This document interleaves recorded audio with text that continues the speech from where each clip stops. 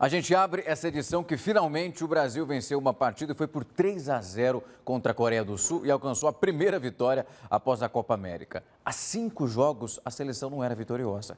Felipe Coutinho foi o autor de um gol de falta, Lucas Paquetá e Danilo também marcaram. O primeiro gol aconteceu antes mesmo dos 10 primeiros minutos desse jogo. De fato, uma vitória apareceu. A gente muda de assunto para falar que o presidente Jair Bolsonaro oficializou a saída do PSL ao assinar a ficha de desfiliação na tarde desta terça-feira, isso no gabinete dele. O comunicado deve ser entregue ainda hoje para o presidente do partido, Luciano Bivar.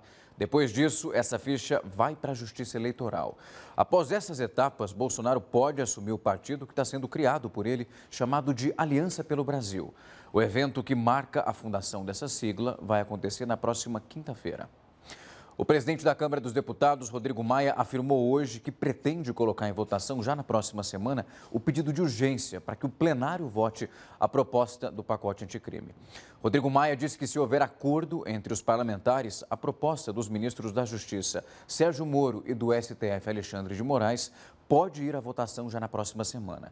Entre os pontos da lei, aprovados pelo grupo de trabalho da Câmara, estão o aumento do tempo máximo de cumprimento de pena de 30 para 40 anos. O aumento também de pena para crimes que são praticados com armas de fogo. Utilização de bens apreendidos em operações contra o crime, a ampliação da chamada transação de pena, em que os acusados que confessarem crimes de menor gravidade podem substituir a pena por serviços comunitários. E também a criação do chamado juiz sem rosto, isso para evitar retaliações e também ameaças aos magistrados. Entre os pontos que foram rejeitados está a prisão após a condenação em segunda instância. O Departamento do Estado americano comunicou hoje ao governo brasileiro que o país dá o aval oficial para que o diplomata Nestor Forsters seja nomeado embaixador brasileiro nos Estados Unidos. Forsters está na função de embaixador interino desde junho. E para assumir essa função de forma efetiva, ele deve ter indicação do presidente Jair Bolsonaro formalizada. Só depois disso, ele vai passar por uma sabatina na Comissão de Relações Exteriores do Senado e também por uma votação na comissão e uma outra no plenário do Senado. O presidente Bolsonaro anunciou o nome de Forsters depois que o seu filho, Eduardo Bolsonaro, desistiu de tentar ocupar essa vaga diante da resistência do Congresso. E no Rio de Janeiro, o motorista que não pagar uma multa de trânsito vai parar no SPC.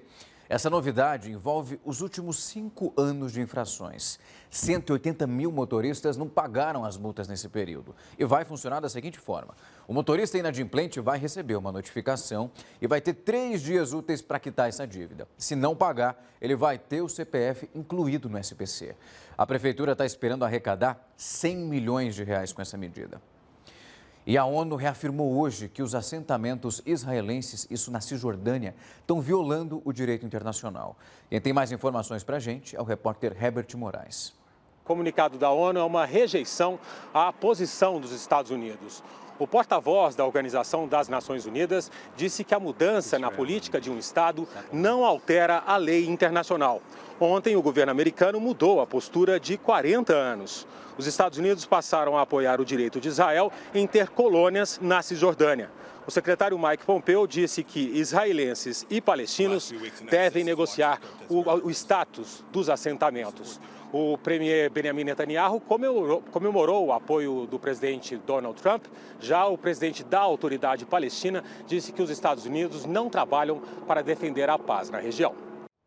E diferente de ontem, o dólar comercial está vivendo um dia de queda aqui no Brasil. Essa moeda fechou o dia sendo negociada a R$ 4,20.